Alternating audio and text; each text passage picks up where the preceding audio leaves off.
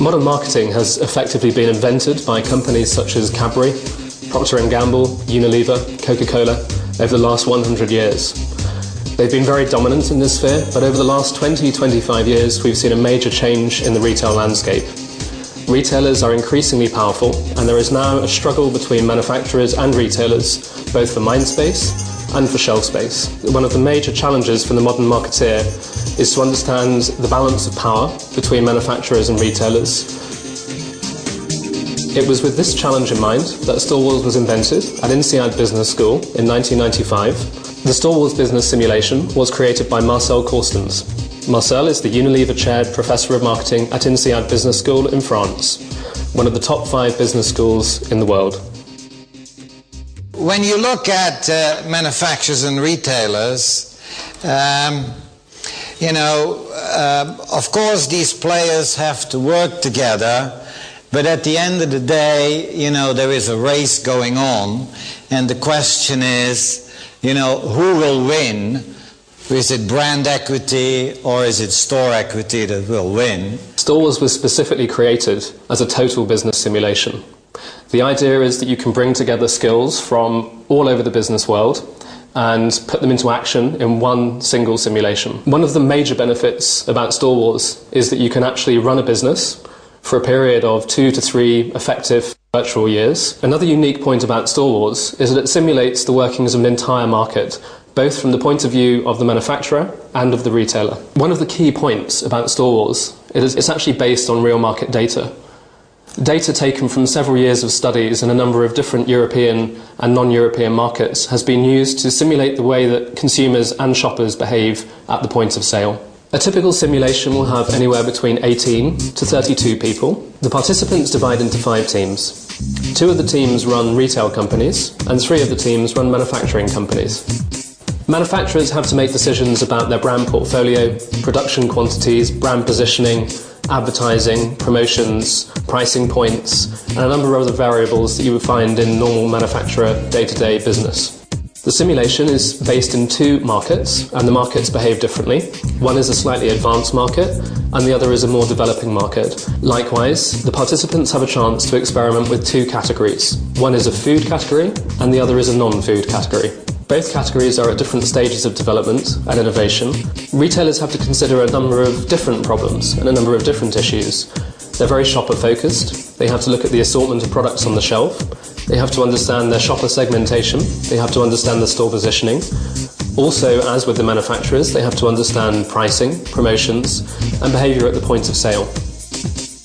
One of the crucial points is that whilst a lot of the simulation involves looking at data and trying to generate insight from the data, decisions have to be made. Strategy has to be decided upon. Decisions have to be implemented.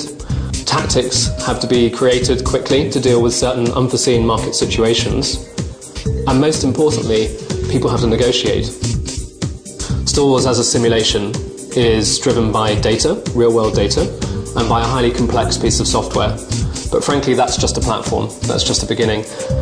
One of the keys to making Storewars work as a simulation is to have the course facilitated by an expert both in the local market, but also somebody who understands manufacturing and retailing challenges.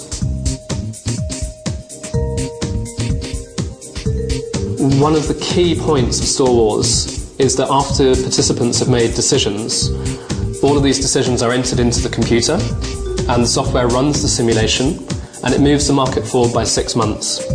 After this 6-month period, the whole market scenario changes. Market share is gained or lost, shoppers are satisfied or dissatisfied, and this gives the chance for the facilitator to invite all of the participants back into the room and to give them detailed feedback on their company performance. The combination of market share and of economic value added into their businesses are used to assess who are the winners and who are not the winners.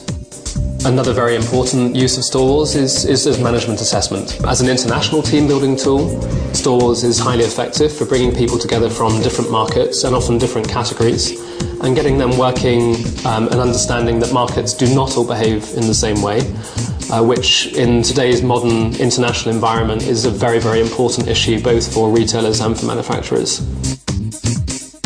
is that relationship between this manufacturer and this retailer, you know, a love relationship where they really work together, and if one is in trouble, the other one is there to help them because you like each other?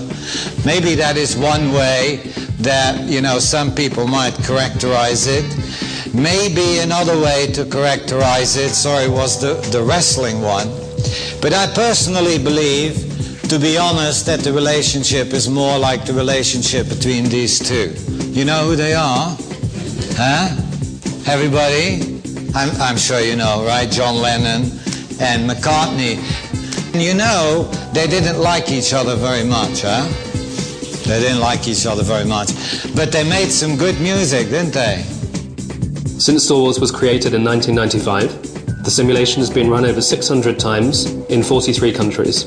Companies repeatedly using Storewars include Coca-Cola, Procter & Gamble, Hewlett-Packard, British American Tobacco, JTI, Cadbury Schweppes, Gillette, Heineken, Nokia, Samsung, Kellogg's, Kraft, Master Foods, Nestle, Philip Morris, SAB Miller, Sara Lee, Unilever, Wrigley, and managers of international retail chains such as Walmart, Metro, Carrefour, Tesco, Ahold and SuperValu.